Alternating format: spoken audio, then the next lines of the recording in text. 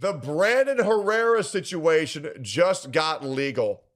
I love it. Any opportunity I have an opportunity to, or any opportunity I take to talk about the boys of the Unsub podcast. I've been on their podcast 3 times now. Amazing lads. Amazing people. Brandon Herrera running for Congress, who I think will win 100%. But unfortunately, there's a little bit of a hot water. His opponent, Katie Padilla, made a post called, "Unfortunately, death threats are what happens when you stand up to extremism." Herrera's response, and let's pull up a photo of Katie Padilla so we know exactly who we're dealing with. Katie Padilla. So Brandon Herrera's opponent. This is Brandon Herrera's opponent. Her name is Katie Padilla. There was actually many other people running against Brandon. However, Katie Padilla ate all of them. And this is now what stands in the way of true freedom in our great country of Texas. Katie Padilla. Yep. Good news is, if she fails at this, a mukbang channel might be in her future. I'm sure she's very talented. Herrera's response did not address or condemn his opponent's claim that she had received a death threat. Instead, he appeared to signal, "Oh, somebody said they were going to kill me online. Oh, bro, I get 5 of those every day, minimum. Every day." He appeared to signal that the online attacks would continue, because they will. "I knew because of his following that this was what I was going to face when I put my name on the ballot. But I did it because our children and the future of this nation matters, the children that she hasn't already eaten. I'm running because it's now or never for us to set a different path for our nation. The path being a differing path straight to McDonald's. Too soft for office." Well, I mean, you do look pretty soft. "Please, only the weak believe cruelty is strength." I want to make one thing perfectly clear. You are not fit for office if you cannot handle online criticism. You have to realize people are going to say the most abhorrent, the most cruel shit to you constantly because they have every right to. Now, hopefully it doesn't go under the terms of slander, but being upset that you're getting death threats, the only death threat that you probably ever get is your doctor saying you need to watch your cholesterol. Okay? Let's relax. Brandon Herrera responds to the opponent's death threat claim. So Brandon locks the fuck in. Yeah. Katie Padilla is running for office. Yeah. I don't know. Maybe walking slowly, rolling with a wheelchair, assisted maybe. Running for office? Yeah, I don't know about that. Brandon Herrera says, "I have never made death threats against you, nor have I encouraged anyone to do so. Facts. 2, your people threaten to Charlie Kirk me like 3 times per week, plus your side actually acts on it. Facts.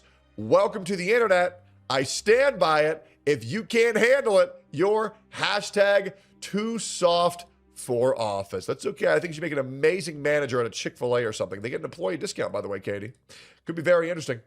More coverage by Katie, which you're going to need a lot of coverage when it comes to Katie Padilla. The Express News hit the nail on the head. Brandon Herrera doesn't want Tony Gonzalez to resign because he's afraid of facing me in a special election.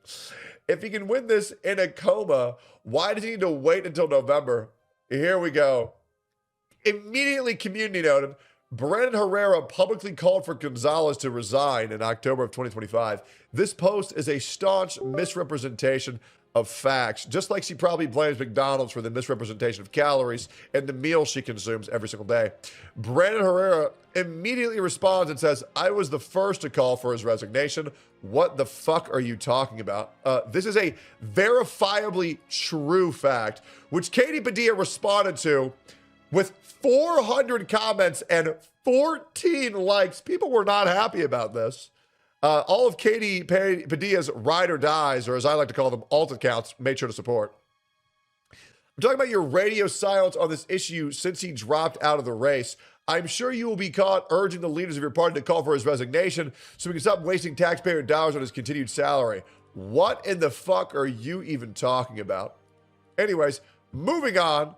Katie Padilla goes further by responding to a clip of Brandon Herrera, which is unearthed video of Texas 23rd congressional candidate Brandon Herrera wearing a Confederate flag and recruiting for the Sons of Confederate Veterans. This is who Trump endorsed to replace Tony Gonzalez. Katie Padilla says, Honoring those who fought to preserve slavery is just another example of why Brandon Herrera has no business in the U.S. Congress. These are not the value of people, hashtag Texas23. People responded by saying, but eating 6,000 calories per day is very strange. Very strange. Kennedy goes even further, still chirping at Brandon Herrera. Not only did Trump endorse Tony Gonzalez over Brandon Herrera, think about that. That didn't happen.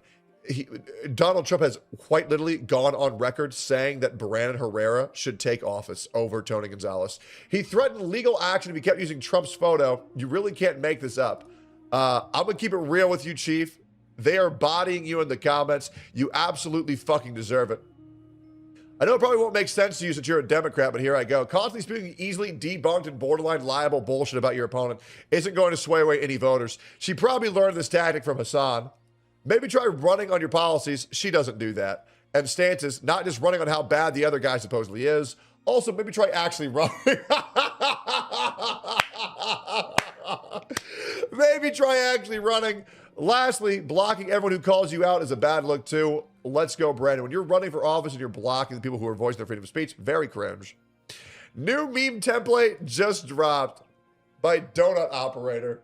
I absolutely love this. Absolutely ripping her apart. And here's the reality, guys. Fat people, they deserve to be made fun of.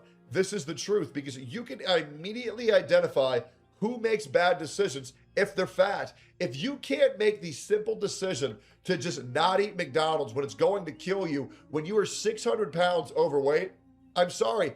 I think you're just fucking stupid. More often than not, because if you can't even control what goes into your body at a healthy amount, what can you do, especially when it comes to the quality of life of your own? Which Brent Herrera responds with, when Katie Stout gets told parents don't want their kids, elementary school teacher pushing trans drag shows on their kids. Yes, very fun to know that Katie Stout is another very pro-LGBTQ, and she does encourage the mass-scale indoctrination and grooming of children into transgender ideology and making everything gay, which, in my opinion, I feel like being straight is good. And you want to know why? Because that leads to the betterment of our species, the continuation of the human race. But unfortunately, the only thing that, what was her name again? Katie Badilla stands for is the buffet line at Ponderosa. Anyways, if you enjoyed this, make sure to like, comment, subscribe. If there's any updates on this case, let me know. I'll cover it. Brandon Herrera, Donut Operator, Eli, Fat Electrician, you all have nothing by my support. Thank you for being good to me, and I can't wait to talk more shit about this bitch. Vote for Brandon Herrera if you want a better America, if you want a better Texas, and I'll see you on the next one. Bye-bye.